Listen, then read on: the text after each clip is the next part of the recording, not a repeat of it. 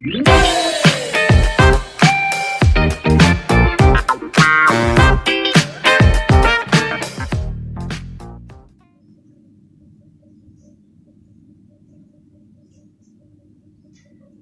guys, welcome once again to our YouTube channel एमोस्कार and Sinha tutorial. कैसे हो आप लोग?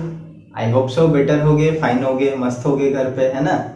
चलिए, तो बेटर है इस मस्ती के बीच थोड़ी कुछ स्टडी भी हो जाए। ओके, सो आज जो हम लोग स्टडी करने वाले हैं उसका टॉपिक आप देख सकते हो, मैंने पहले से ही लिख रखा है यहाँ पे। आज हम लोग स्टडी करेंगे part 5 of the friction chapter. Friction chapter का लास्ट पार्ट, पार्ट फिफ्थ को स्टडी करने वाले हैं। तो पार्ट 5 में हमारा यहाँ पे क्या पढ़ाई होने वाला है, क्या स्टडी होने वाला है, ये देखते हैं। और ये स्टैंडर्ड किसके लिए? स्टैंडर्ड 8th के लिए गए, 8th के बच्चों के लिए ये चीज मैंने लिया है। ओके, तो हम लोग इसमें क्या पढ़ने वाले हैं? इसमें पढ़ने वाले हैं जो टॉपिक हम लोग देखते हैं, बट बिफोर दैट हम लोग थोड़ा सा देख लेते हैं कि पार्ट 4 में हमने क्या स्टडी करा। तो पार्ट 4 में जो हमने स्टडी करा है गाइस, ओके, वो किन किन चीजों के बारे में स्टडी करा है? तो वो इन चीजों के बारे में स्टडी करना है कि how to increase the friction, friction को कैसे इंक्रीज कर सकते हैं। तो इसके टॉपिक के बारे में हमने पढ़ा है, जिसमें हम लोग ये जाने हैं कि फ्रिक्शन को इंक्रीज करने का कई सारा तरीका है। सरफेस को रफ बना दो, वेट ऑफ द बॉडी बढ़ा दो, एंड सो ऑन, बहुत सारा तरीका। उसका वीडियोस जो है आपके लिंक डिस्क्रिप्शन बॉक्स में गिवन है, तो डिस्क्रिप्शन बॉक्स में आप जाके देख सकते हो, या फिर सिंपली चैनल के प्लेलिस्ट पे भी जाके देख सकते हो। फिर मैंने इसी में बताया कि how to decrease the friction, decrease कैसे करते हैं, इसके बारे में मैंने बताया है, फ्रिक्शन को डिक्रीज करने का तरीका। फिर गाइस मैंने बताया है कि how the friction is friend for अस, हम लोग के लिए कैसे ये फ्रेंड की तरह बिहेव करता है, फ्रिक्शन एज अ फ्रेंड, है ना। फ्रिक्शन जो है एज अ फ्रेंड कैसे है, और यही फ्रिक्शन जो है एज अ एनिमी कैसे है, ये भी मैंने आपको डिस्कस करा है।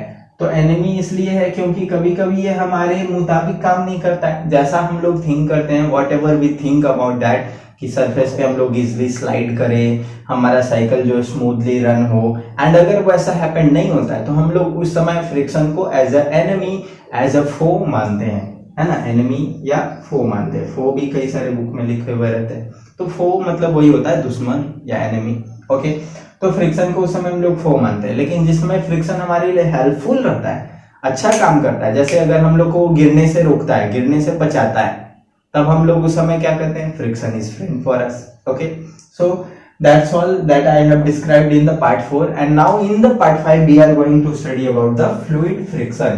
क्या हम लोग पढ़ने वाले हैं बच्चों? Fluid friction. ओके, तो फ्लूइड फ्रिक्शन को आप सिंपली ये भी कह सकते हो कि फ्रिक्शन इन फ्लूइड्स। आप इसको क्या कह सकते हो? फ्रिक्शन इन फ्लूइड्स, फ्रिक्शन इन फ्लूइड्स, आप ये बोल सकते हो।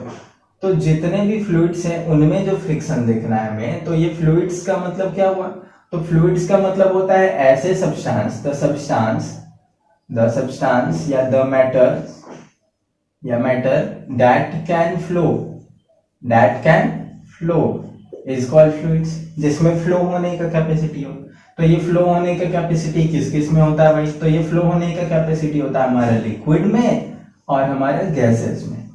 तो ये दोनों हमारे लिए क्या कहला जाएगा? यहाँ पे फ्लूइड कहला जाएगा। यानी हम लोग यहाँ पर जो फ्रिक्शन का स्टडी करने वाले हैं, वो फ्रिक्शन कौन सा वाला फ्रिक्शन है? फ्लूइड्स वाला, मतलब कि लिक्विड एंड गैसेस वाला फ्रिक्शन है। यस गाइस, तो जैसे आपका सरफेस जो होता था, सॉलिड सरफेस होने के बाद भी वहां पे फ्रिक्शन क्रिएट करता था। जैसे आप दो सॉलिड सरफेस लेते थे, उस पे कोई दूसरे बॉडी को स्लाइड कराना चाहते थे या उसको पुश पुल करना चाहते थे, तो in that time the friction was acting, उस समय भी एक फ्रिक्शन एक्ट होता था। Similarly and likely to that, if we are moving in the air में भी अगर हम लोग मूव कर रहे हैं, या वाटर में भी मूव कर रहे हैं, स्विमिंग कर रहे हैं, in that time there is also a friction force act on our body, उस समय भी एक फ्रिक्शन फोर्स हमारे बॉडी पे एक्ट होता है, and that friction is called fluid friction. उस फ्रिक्शन को उस समय हम लोग क्या कहते हैं? फ्लूइड फ्रिक्शन कहते हैं। क्यों? क्योंकि लिक्विड की वजह से एक्ट हुआ, लिक्विड की वजह से हमारे ऊपर फ्रिक्शन लगा है ना, फ्लूइड की वजह से हमारे ऊपर फ्रिक्शन लगा है, इसलिए हम लोग उसको क्या करते हैं? फ्लूइड फ्रिक्शन कहते हैं। Okay guys, so simply if we want to define it, we can easily say that the friction acting the friction acting on the body, acting on the body due to the fluids is called fluid friction, is called fluid friction. It is also called drag. Okay guys, देखिए आप यहाँ पे इस word को ध्यान से, इसी को हम लोग ड्रैग का नाम भी देते हैं। आपने देखा होगा बुक में आपके क्वेश्चंस वगैरह कई बार होगा कि व्हाट इज ड्रैग। तो बाबू फ्लूइड का जो फ्रिक्शन होता है, जो लिक्विड का या गैसेस का जो फ्रिक्शन होता है, जो हम लोगों के बॉडी पे एक्ट होता है, दैट इज कॉल्ड ड्रैग। अब देखो ये कैसे एक्ट होता है, जरा ये देखते हैं। तो कोई भी वाटर का मॉलिक्यूल अगर है या कुछ भी है, तो ये वाटर का मॉलिक्यूल को पास करके यहाँ से एक बोट, लेट सपोज पास करना चाहता है, एक बोट है हमारा, ओके, जो इस तरह के सेट में है। तो ये बोट से हम लोग इस तरह के वाटर के सरफेस पे पास होकर के आगे मूव करना चाहते हैं, आगे जाना चाहते हैं। तो क्या होगा कि इन वाटर का भी जो यहाँ पे मॉलिक्यूल्स हैं, जितने भी इसके मॉलिक्यूल्स हैं, मैं रेड कलर से दिखा देता हूँ। तो यहाँ पे इसके जितने मॉलिक्यूल्स हैं, ये मॉलिक्यूल्स भी थोड़ा थोड़ा एक दूसरे से इंटरैक्शन रखते हैं, लिटिल बिट। तो इंटरैक्शन रखते हैं, तो ये इनके बीच जो आपस का बॉन्डिंग है, हल्का, लिक्विड में उतना स्ट्रॉन्ग बॉन्डिंग तो नहीं होता है जितना सॉलिड में होता है, बट जितना भी उनके बीच बॉन्डिंग है, वो बॉन्डिंग इस चीज को आगे जाने नहीं देता है, इस बोट को आगे जाने नहीं देता, उसको रोकता है अपने बॉन्डिंग की वजह से। तो बॉन्डिंग की वजह से रोकता है, तो हम लोग क्या करते हैं, हम लोग इस बोट का जो शेप बनाते हैं वो शार्प नैरो टाइप आगे बनाते हैं, ताकि वंस अगर उसका बॉन्डिंग को ये काटते हुए आगे बढ़ जाए तो फिर कंटिन्यूअसली मूव करते रहे, है ना। तो ऐसे में जो फ्रिक्शन यहाँ पे एक्ट हो रहा था, इसी फ्रिक्शन को हम लोग यहाँ पे कहते हैं ड्रैग या फ्लूइड फ्रिक्शन कहते हैं। It can be also act in air, air में भी ये हो सकता है। एयर के भी वजह से मॉलिक्यूल्स हैं बहुत सारे, इधर उधर ऐसे फैले हुए बिखरे हुए एयर के मॉलिक्यूल्स हैं। अब इस बीच भी कोई भी बॉडी एयर में पास होकर के जाना चाहता है, लेट सपोज हेलीकॉप्टर या एरोप्लेन, लाइक दैट, ओके, इस तरह की चीजें। तो ये हेलीकॉप्टर या एरोप्लेन टाइप का जो है डायग्राम, वो मैं बना रहा हूँ लाइकली दिस, ओके। पता नहीं, उतना अच्छा डायग्राम तो मुझे बनाना नहीं आता है, आप लोग मेरे से जरूर अच्छा बनाते होंगे, आई होप सो। तो ये जो भी है, मतलब इस तरह से आई थिंक एक एरोप्लेन या इस तरह का चीज होता है, ओके। तो आपका ये जितना भी इस तरह का चीजें हैं, तो इसमें भी क्या होता है, आपको एक फ्रिक्शन को एडजस्ट करना पड़ता है। फ्रिक्शन आपको यहाँ पर भी एक्ट होता है, इस तरह के बॉडी पे भी, ओके। और यहाँ पे भी जो फ्रिक्शन एक्ट होता है, वो क्यों एक्ट होता है, तो ड्यू टू दीज मॉलिक्यूल्स, ये सारे जो मॉलिक्यूल्स हैं हमारा एयर का, इनकी वजह से एक्ट होता है, क्योंकि ये भी काफी ज्यादा क्वांटिटी में है और इनको पास करके भी जाना इतना आसान नहीं होता है। और इस चीज को not only for the aeroplane या आप हेलीकॉप्टर ले लो, आपने इस चीज को फील किया होगा इवन जब आप बाइक से जा रहे होते तब भी। जब बाइक से आप रोड पे जा रहे हो और रोड थोड़ा खाली है, आपकी स्पीड कुछ 60 के आसपास है, 40 to 60 किलोमीटर पर आवर के स्पीड से है, तो आपको क्या होगा, फेस पे फील होगा कि आपको एक कुछ चोट जैसा लग रहा है, due to this air molecules. इस एयर मॉलिक्यूल्स के कारण वहां पे ऐसा होता है। तो दीज एयर मॉलिक्यूल्स वहां पे क्या करते हैं, तो ये हम लोगों को आगे मूव करने से रोकते हैं, सामने से आकर के, और रोकते हैं, तो वही हमारे लिए वहां पे क्या कहलाया, ड्रैग कहलाया, फ्लूइड का फ्रिक्शन कहलाया, लिक्विड का फ्रिक्शन कहलाया। तो ये क्यों एक्ट होता है, इसमें क्या होता है, तो क्या इसमें भी दो बॉडी के बीच, दो सरफेस के बीच इंटरैक्शन होता है, नहीं, इसमें कोई इंटरैक्शन नहीं हुआ। ये एक्ट इसलिए होता है यहाँ पे, व्हाई दिस एक्ट, हम लोग यहाँ देख लेते हैं, यहाँ पे जगह है थोड़ा, ओके। तो why this fluid friction act, why this fluid friction act.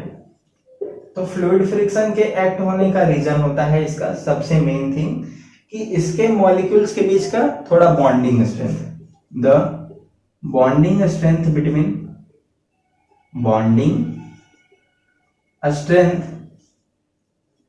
between the molecules of, between the molecules of fluid makes the fluid friction, okay guys।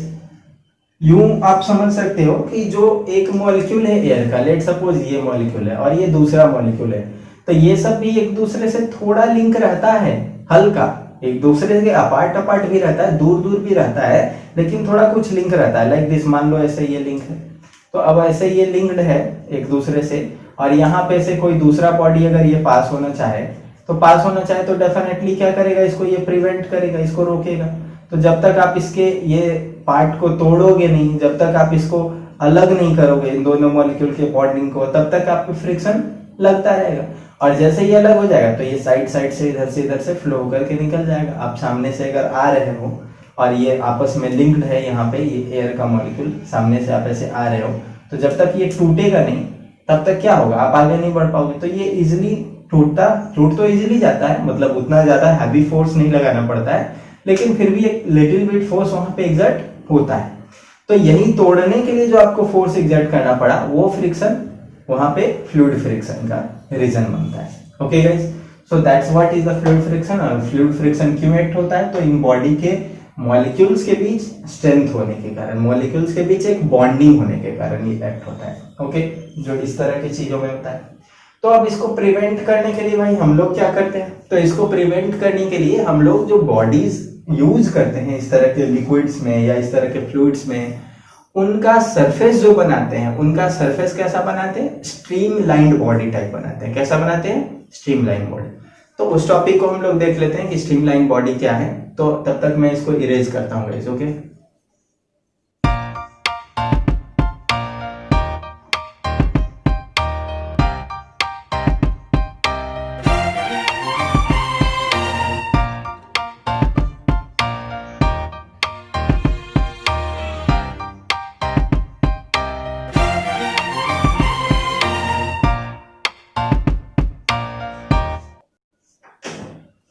Okay guys, तो ये मैंने इरेज कर दिया है, और इरेज करके ये देखते हैं हम लोग कि इस फ्रिक्शन को कैसे हम लोग ओवरकम कर सकते हैं। ओवरकम करना मतलब कैसे इसको खत्म कर सकते हैं, कैसे इससे हम लोग प्रिवेंट कर सकते हैं।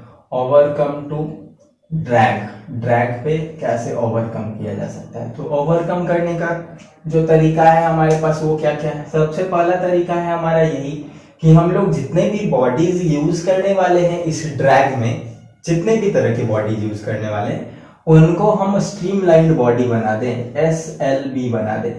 तो SLB क्या है, स्ट्रीमलाइन बॉडी, स्ट्रीमलाइंड बॉडी, इसी को करते हैं SLB।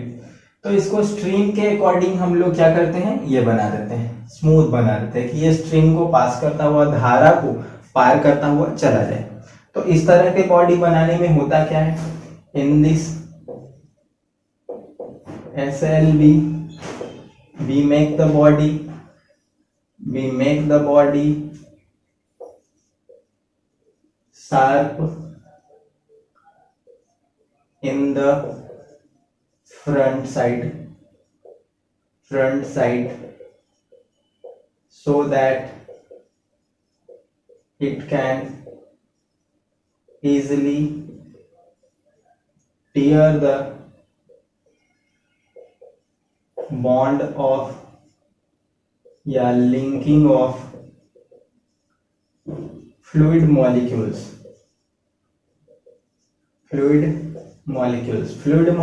के बीच जो लिंकिंग है, जो उनके बीच का बॉन्ड है, उस बॉन्ड को इजिली टियर करके, तोड़ते हुए, उनको फाड़ते हुए आगे बढ़ सके। इसलिए इसका फ्रंट बॉडी पार्ट कैसे बनाते हैं, sharp. It's front part is V shaped, V के शेप का बना दिया जाता है ताकि वो इजिली इंटर कर सके। जैसे एग्जांपल के लिए आप जितने भी तरह के बोर्ड्स देखते हो, सारे बोर्ड्स आपका ऐसे ही होता है, इसी तरह के शेप का होता है। बोर्ड्स हो, बड़े बड़े जो शिप होते हैं वो हो गए, तो आपके बोर्ड्स हो गए, शिप्स हो गए, तो ये सब इसी के फॉर्मेट का होता है। आप इनको जब भी देखोगे तो आगे से ये नैरो रहेंगे, लाइक दिस, इस तरह के शेप में होता है।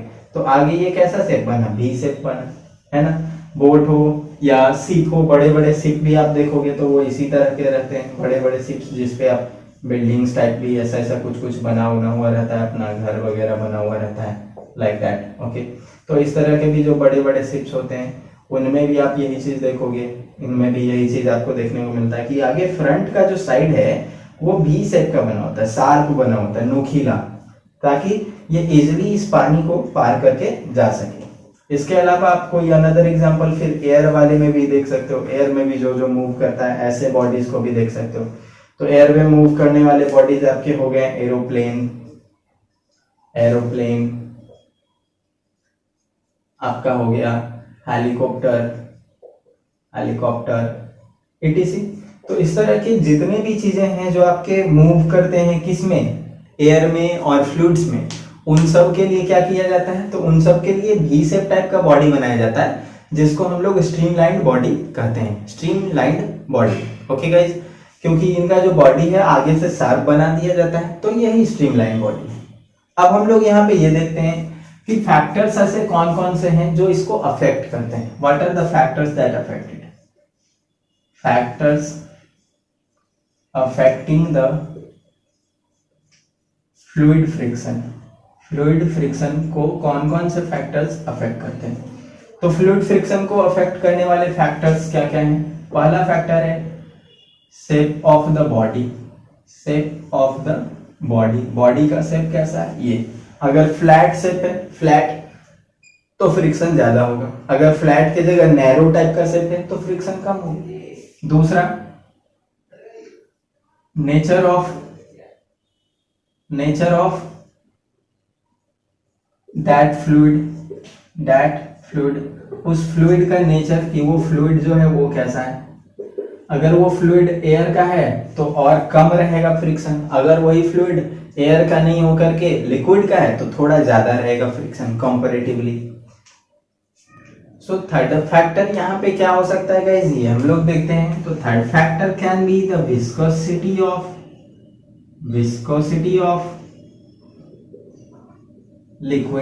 लिक्विड कितना विस्कस है या ये फ्लूइड कितना विस्कस है, इस पे इफेक्ट कर सकता है।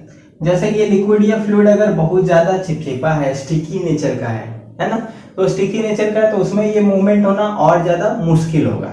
जैसे वाटर का मॉलिक्यूल तो उतना स्टिकी नहीं होता है, उतना स्टिकी नहीं है, वाटर का मॉलिक्यूल को इसलिए आप लेते हो ऐसे फॉल डाउन हो जाता है, बट उसमें कुछ स्टिकी मटेरियल जैसा कुछ आ जाए, चिपचिपा जैसा आ जाए, तो उसमें चीजों को मूवमेंट करना और मुश्किल हो जाएगा। जैसे आप इसका एक एग्जांपल इस तरह से समझ सकते हो, आप एक ग्लास वाटर लो और वाटर में स्टीर करके देखो, एक चम्मच से कुछ भी स्टीर करके देखो, आप देखोगे कि वो इजिली स्टीर हो जा रहा है, easily. But instead of that आप एक वेजिटेबल ऑयल ले लो और उस ऑयल को एक ग्लास में रख के तब उसमें स्टीर करके देखो, you will feel uncomfortable in steering with the oil, because जो ऑयल है वो ज्यादा विस्कस होता है in the comparison of the water के कंपैरिजन में वो ज्यादा स्टिकी होता है, ज्यादा चिपचिपा होता है। सो ये हम लोग वहां पे विस्कोसिटी से भी रिलेट करके देख सकते हैं। ओके गाइस, कि वो कैसा नेचर का है। थर्ड थिंग हम लोग को वहां पे इफेक्ट करता है अमाउंट ऑफ दैट फ्लूइड, वो जो भी फ्लूइड है उस फ्लूइड का अमाउंट कितना है, इस पे भी डिपेंड करता है कि हमारा जो फ्रिक्शन होगा वहां पर का वो कितना ज्यादा होगा या कितना कम होगा।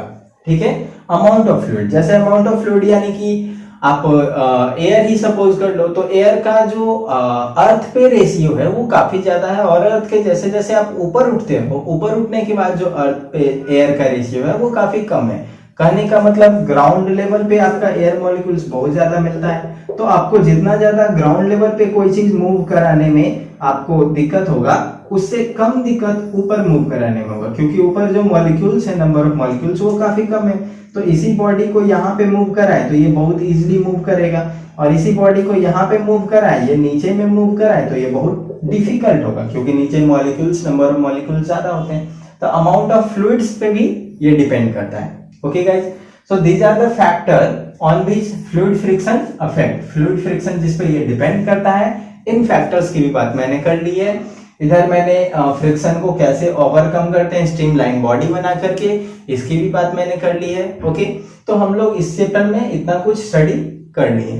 ओके, सो अब हम लोग यहाँ से क्या करते हैं, एक दो देखते हैं डायग्रामेटिक कंडीशंस, एक दो एनिमेशंस देखते हैं, जिस एनिमेशन से हम लोग समझ सकें कि फ्रिक्शन जो है कैसे इंटरलिंकिंग करता है बॉडी के बीच, और इंटरलिंक होकर के किस तरह से ये अपना इफेक्ट शो करता है। So let's see the animation. So guys अब देखते हैं फ्रिक्शन के बारे में और कुछ, कि फ्रिक्शन सॉलिड पार्ट्स में ही सिर्फ एग्जर्ट होता है या लिक्विड में भी। तो इसका आंसर ये है कि सॉलिड एयर के साथ साथ वाटर में भी एग्जर्ट होता है। जैसे एयर को भी एक हम लोग फ्लूइड फ्रिक्शन कहते हैं और वाटर को भी। तो सॉलिड में जो फ्रिक्शन एक्ट होता है उसको हम लोग ड्राई फ्रिक्शन का नाम देंगे। तो इस तरह से हमें ओवरऑल क्लियर हुआ कि सॉलिड, लिक्विड और गैस में से जो लिक्विड एंड गैस है इन दोनों को फ्लूइड कहते हैं एक्सेप्ट द सॉलिड।